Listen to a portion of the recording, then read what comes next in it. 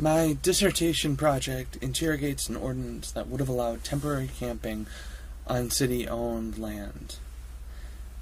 A critical component of this project is in tents. Those tents are simultaneously material and semiotically signified, and their significance must contain them together to understand the narrative unfolding as their grounded theory. Furthermore, in the community assertion that parks are for everyone, there are latent indigenous implications that are allied by capitalism, communal imaginaries, and radical material rhetorics. In the city of Bloomington, Indiana, the community has designated a variety of common spaces as property of the city.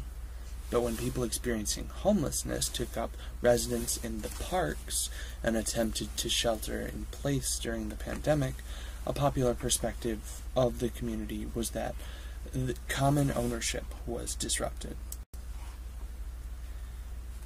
Up to this point, I've struggled to untangle complexities and epistemological tensions at stake in claiming deliberation in more ethical new material practices. For the scope of this presentation, though, I want to trouble the presumptions of commons as either shared or divided, suggesting instead the ways we conceive of communities through a rhetorics of belonging. By interrogating a subsequent attempt to provide housing through an advocacy program, this presentation will answer the call to take seriously the need to center community voices and account for local forms of knowledge. To do this, I offer the following progression.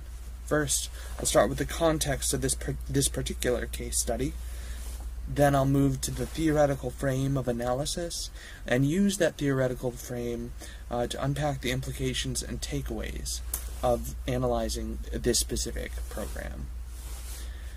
So, I first ask rhetorically, what belongs in a community? A taken for granted assumption of designating homelessness as a divergence from what is presumed as the norm is that a majority of the given population is home full, or perhaps not so awkwardly stated, a majority of the population is homed in secure dwelling places, and that it is rare to experience housing insecurity, so much so that most people presume, presumably most of us, that we can denominate people experiencing homelessness as them, as the homeless. Such a positioning denies the ways we share in common domains of the public and private, and enacts the neoliberal nihilism of what dwelling entails, captured in the symbol of the white picket fence, passively designating one's boundaries of ownership, what one owns, and securing oneself in and keeping others out. So I realize such broad and sweeping statements are at risk of panglossia, of being reduced to what ivory towers prescribe for street urchins from above. But I'm not settling our telos in the best of possible worlds. Instead, by acknowledging a case study of actually existing publics, I will start with a particular phenomenon in order to analyze the elements of exclusion that are shared in commons, and offer better approaches that conceive of commons as always already contested, which offers opportunities for true compassion as forms of struggling with each other. My analysis was primarily informed by my living with and struggling among fellow humans. I'm not focusing on housing systems, capital accumulation, or conspicuous consumption, or other conceptual frames that threaten to abstract from lived realities, as important as those analyses may be. Instead, I will distill my particular analysis from a program that has been realized in various communities, hotels for homeless. As a form, while a significant portion of the community was focused on the sensational phenomenon in tents and parks, less attention was given to the phenomenon known as hotels for homeless, as a form of providing shelter that is both structured as temporary and realized by cohering existing resources to accommodate community needs. this program replaces people from the uncertainty of an open expanse to a space of functional settling. Because these rooms were already intended for residents and the program satisfies capital demands in order to appropriate resources, developing this form of advocacy can initially appeal more acceptable to consumers. I'll first explore why this seems more logical, why this can still be problematic for actually existing publics, and I'll pivot to suggest how communities can come back together around shared efforts of longer-term sheltering and dwelling as dynamic processes. So, a program like this also frames what is alien, even in a place we inhabit to escape alienation from the premises of owning and renting. We're still entering a community that requires recognizing others and negotiating how we participate in co-constituting a commons. Perhaps prescient that we are all experiencing that right now in the location of a hotel. But this is a critical point to the subplot of Hotels for Homeless. Not only within the discrete hotels that shelter patrons of the program, but also in the surrounding areas of the buildings, those previously regarded as essentialized homeless people are experienced anew by their new neighbors in nearby areas, as they notice them as dwellers in community, all in their messy humanity. In the interest of not focusing too closely on Bloomington, or Denver, the other community I use as a comparison, I want to move to the theory that informs my analysis, but will gladly discuss specifics in the Q&A as you all are interested. So for the theoretical frame, in their originary scholarly application, Kathleen Galvin and Les Tadros developed a theory of well-being based in their originary conception of dwelling mobility. Drawing from a late Heideggerian notion of Gegnet or Gegnet as open expanse, their conceptualization applies an a priori condition of ontological groundlessness to construct an existential theory of well-being. Essentially, a mobile theory of well-being is premised on the ways in which we share ontological positioning to groundlessness and the open expanse. Not to elide the differences in our precarities, but to offer ways we can truly relate to others. Most importantly for this presentation, Galvin and Tadros asserted the coexistence of mobility and dwelling provides the basis for well-being, which is characterized by both rootedness and flow. And so we're not just settling for ourselves, we're settling with each other's, as you might notice in this philanthropic picture of a fraternity. In the Instagram post pictured here from the page of Hotels for Homeless, there's an anecdotal account of how Daryl maintains connections even in living perpetually outside of traditional structures. Many of us wake to environments of counteracting daily pains of being in the world, whether facing a sensational state like a hangover or a cold, or merely rising out of the tiredness that sleeping attempts to resolve. While it's doubtlessly better to wake in an environment of abundant resources rather than having to immediately forage or potentially fight to acquire the bare necessities, the struggle of waking, of coming into being, involves both positive aspects of belonging and negative aspects of alienation. When we dwell in rented rooms, we must invariably regard those quarters as part of a greater whole. They're owned and possibly maintained by others. And yet, we engage in homemaking practices. Some people put their clothes in drawers and arrange items on counters.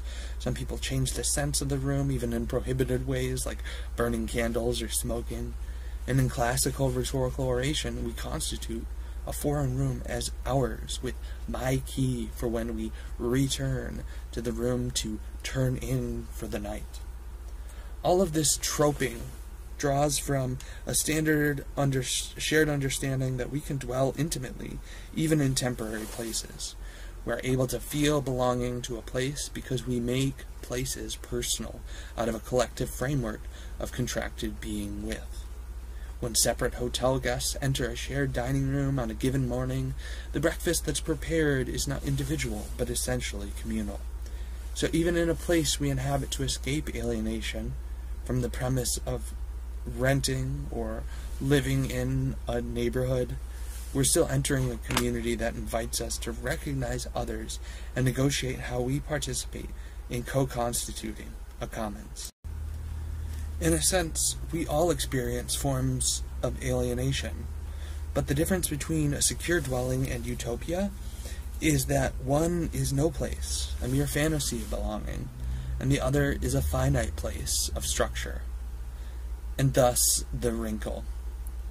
Programs like this can lead to headlines such as "Downtown Denver residents want temporary sheltered homeless people out of their neighborhood," claiming that the program to provide shelter to those people is creating safety concerns for our people, often children, by exposing their behaviors to the undeniable visibility where they previously felt greater belonging and safety. In other words, the spectacle of what has been elsewhere becomes a greater problem when it shifts from merely imagined to actually existing near schools and business buildings and social service organizations. Somehow the community is made to care about, but not necessarily for, the people who they now see as alien specters on familiar streets. In the article I just mentioned, Denver City Councilwoman Robin Nietzsche, pictured here, speaks to a shocking realization of admitting specters are real people rather than non-persons.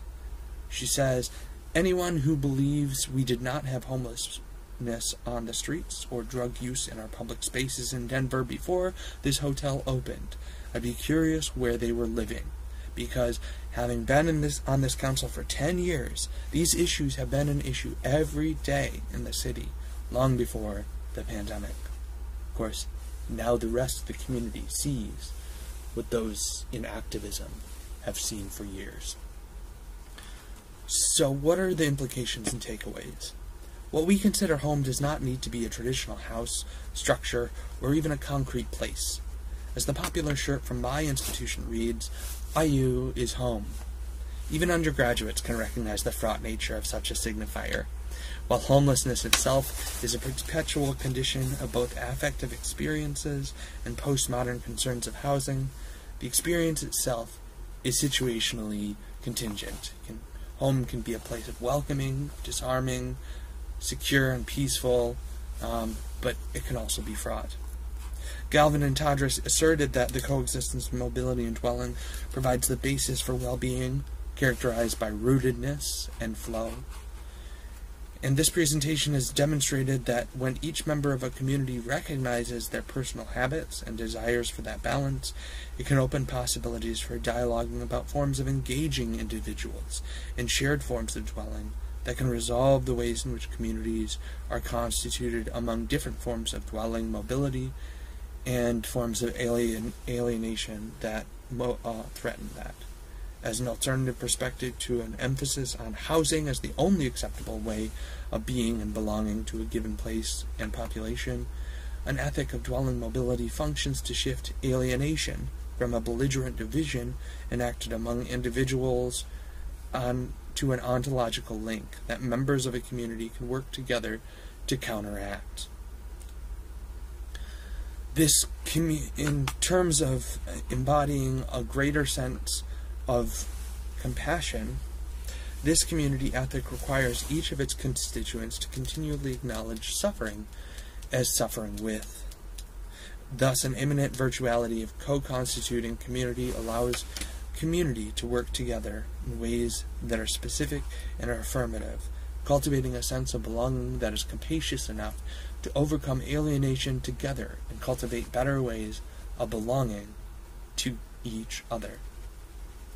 While in Bloomington that is manifesting as hotels for homeless, being transitioned to energies for permanent supportive housing, I'm suggesting that it first demands recognition of what we share, an insecure foundation of being exposed to an open expanse that calls us to dwell together. Thank you.